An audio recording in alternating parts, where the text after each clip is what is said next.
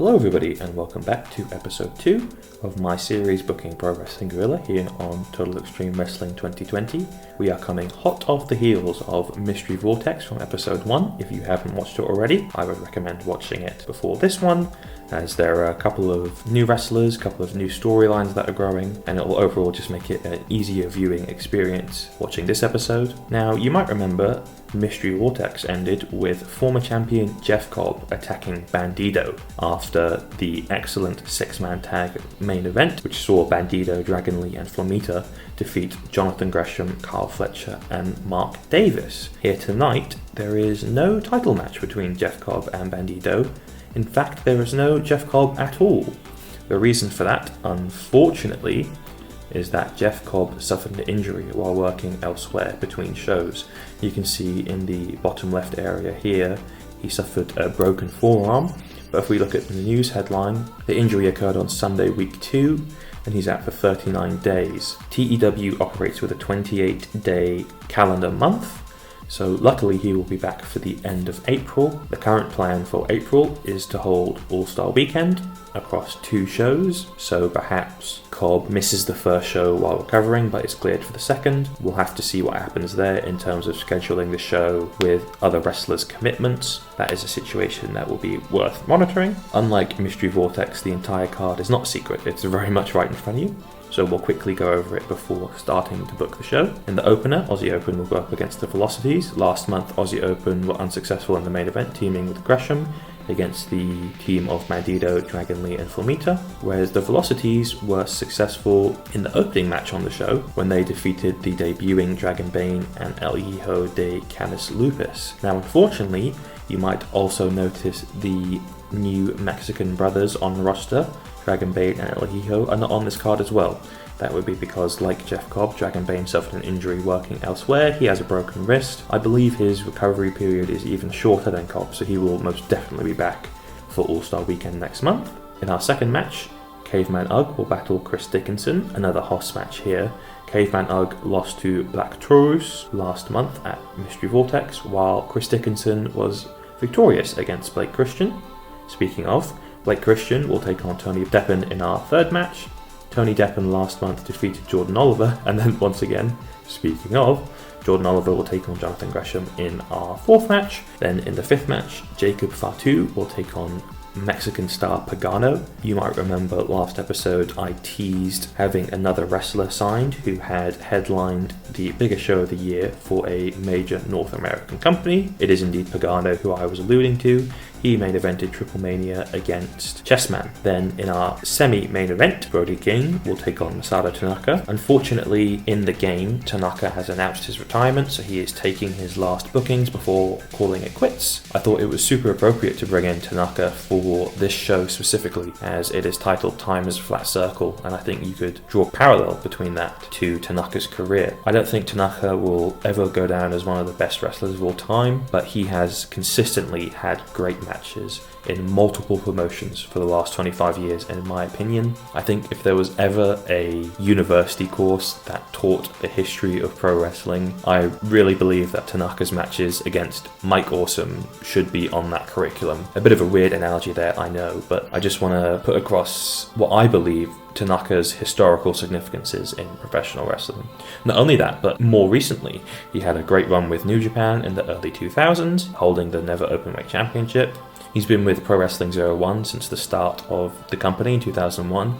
It's a real shame that his match against Shima at 01's 20th anniversary show at Ryogoku Sumo Hall had to be postponed. And then last year, he held DDT Pro Wrestling's top championship, the KOD Openweight Championship, and it was a great reign. I'd recommend his match against Mao. I thought that was possibly his best match of the reign, in my totally subjective opinion. One of the best matches of 2020 in my book. If I did a top 10 list of matches from 2020, I believe Masato Tanaka versus Mao for the KOD Openweight Championship would be on that list. But none of that has anything to do with PWG. So moving on, in the main event, Bandido, Dragon Lee and Rey Horus will face Flamita, Black Taurus and Laredo Kid. I do feel a little disappointed having to do 2 6-man tag team match main events consecutively. Unfortunately, there had to be some alteration due to Jeff Cobb's injury, but I think this match is still quite interesting because instead of having Flamita team with Dragon Lee and Bandito in this match, they are oppositions. Of course, Bandito and Flamita are regular tag team partners beyond just the 2 shows that we've booked here so far on PWG. Rey Horus also wrestled Laredo Kid last month, so there could be some lingering animosity there. And of course, Black Taurus is just cool. He's very, very cool. That doesn't quite put him over as much as the other people that I just talked about, but it's okay. With all that out of the way, let's get into booking the show.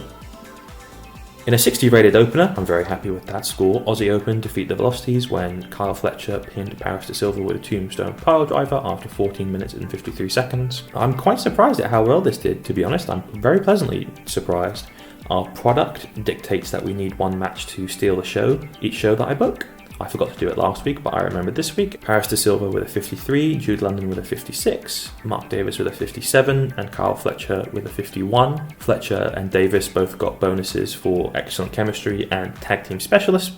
I think these 2 teams have very bright futures, not only in real life but also in PWG in this fictional universe. This match got the show off to a strong start, and it also got the crowd buzzing. In the second match, a 55 rated, Chris Dickinson defeats Caveman Ugg in 15 minutes and 21 seconds by pinfall with a Liger Bomb. Unfortunately, Chris Dickinson with a 53, that is a little bit down from his return last month against Blake Christian, but the match still got the crowd hotter. Caveman Ugg with a 48. I imagine this would be a very good Hoss match in real life. I would love if it took place in PWG, perhaps in GCW where Dickinson regularly wrestles, or even in Australia, of course, perhaps MCW, where I believe Caveman Ugg is a champion. Put it anywhere on the globe, basically, and I'm sure they would slap the tar out of each other, which is my kind of pro wrestling. In our third bout, Tony Deppen defeats Blake Christian in 15 minutes and 24 seconds with a knee trebler. 59 rated, I'm quite happy with that. Deppen scores a 58, Christian with a 46. Reports have come out today, as I'm recording this, that Blake Christian has signed a developmental deal with WWE.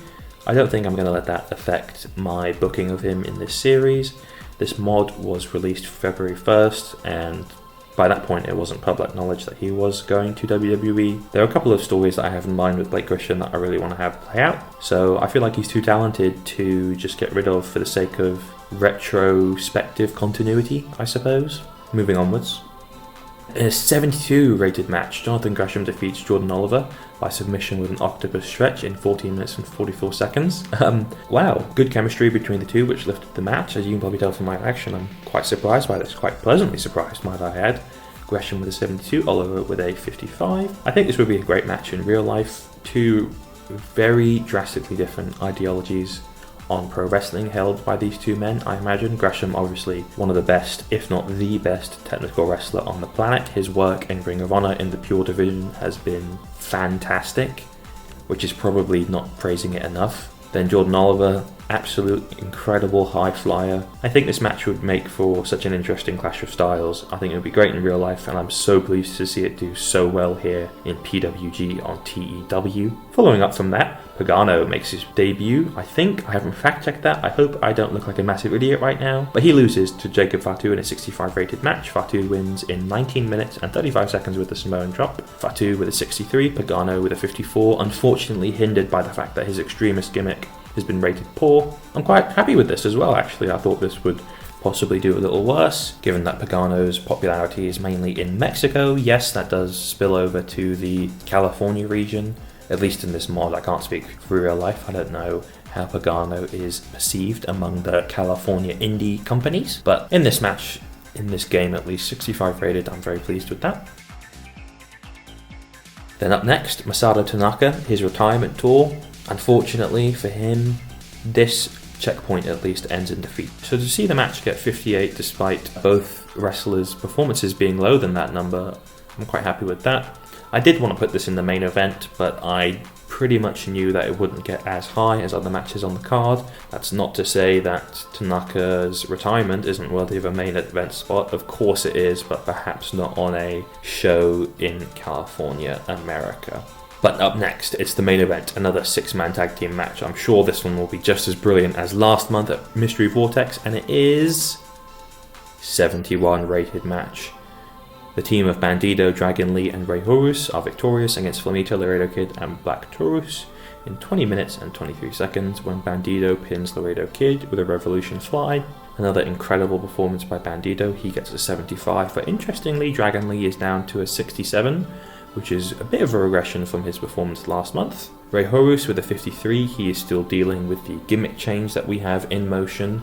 His current gimmick is rated as awful, so I feel like his current performances aren't really a true indicator of his ability. As for the opposition team, Black Taurus with a 53, and then Laredo Kid and Flamita both with 57s. Unfortunately, this is 2 pinfall losses for Laredo Kid in a row, but these 2 losses shouldn't be seen as the end of the line for Laredo Kid. I think this match, we can all openly acknowledge, was a change of plans due to Jeff Cobb's injury, but I'm still quite happy with the rating that it got. More than quite happy, actually. I'm very happy with the rating that it got. It did have to change a couple of plans around, but that is pro wrestling, I suppose. This is Rey Horus' gimmick change that we're still holding off on. 63 rated. I'm quite happy with that. I think that's a fair score. We had 2 matches grade above 70, the main event getting a 71, and Gresham vs Oliver, the best match of the night, getting a 72. I wish I could have put Brody King versus Masada Tanaka in the main event, but I knew that it wouldn't get as high ratings as perhaps some of the other matches on the card, which turned out to be true. Unfortunately, we are still getting deducted due to these production deficiencies, I suppose you could say. I still don't want to increase them. I don't view PWG as competition for other companies such as Impact, such as MLW, such as New Japan, such as Ring of Honor, such as GCW. So personally, I think I'm quite okay with taking these penalties. I think 63 is a still fair rating for the show that we put on, but perhaps that will change in the future. For our speech, I think we'll praise Bandido for another 75 rated performance. I think we'll praise Jonathan Gresham because he had the best match on the card, and I suppose if we're praising Gresham, it's only fair if we also praise Jordan Oliver, his opponent, in the 72 rated match. Bandido was happy with my speech, Jonathan Gresham seemed pleased, and Jordan Oliver seemed pleased. Now that we're back to the home screen after finishing the show, we can see here that The Miz is in contract talks with WWE. It is such a shame that we are not big enough to offer exclusive deals, because I think The Miz would be an absolutely incredible hire, would really fit the PWG style, and could have some great main events against other great professional wrestlers. But unfortunately, we just have to be patient. We're not in a position to sign exclusive deals with anyone, so I'm sure The Miz will end up staying with WWE and will continue to put out regular Match of the Year candidates. As for the show that we just booked, feedback was that the show was awesome. I would agree with that. I'm very happy to see that. And then if we look at the medical tab, just to quickly go over the injuries again, Dragon Bane will be out for 7 more days, so he will definitely be back for next month. Whereas Jeff Cobb, broken forearm, will recover in 34 days, so he will be back for the end of April. I know that it says the injury is being worked through, but I would rather wait until he's fully healthy to have the title match against Bandido. Cobb was also busy working at a New Japan show last night and couldn't make our show regardless. One other note I want to address before we end this episode: if you particularly enjoyed the background music in this episode, then by all means go check out Cotton Socks' The Almighty Bobby Lashley tune. I'll leave a link to it in the description. Thank you to Cotton Socks for letting me use it in this video. Of course, you should go check out his other music. He literally has a song named after Bobby Lashley, so of course it's good. That's it for episode 2 then, booking PWG here on TEW 2020. If you enjoyed the video, please consider leaving a like. If you have any thoughts about the show or wrestlers you would like to see in the future, by all means leave a comment. Subscribe to the channel so you don't miss any more future uploads for PWG. Thank you for watching. I'll catch you later.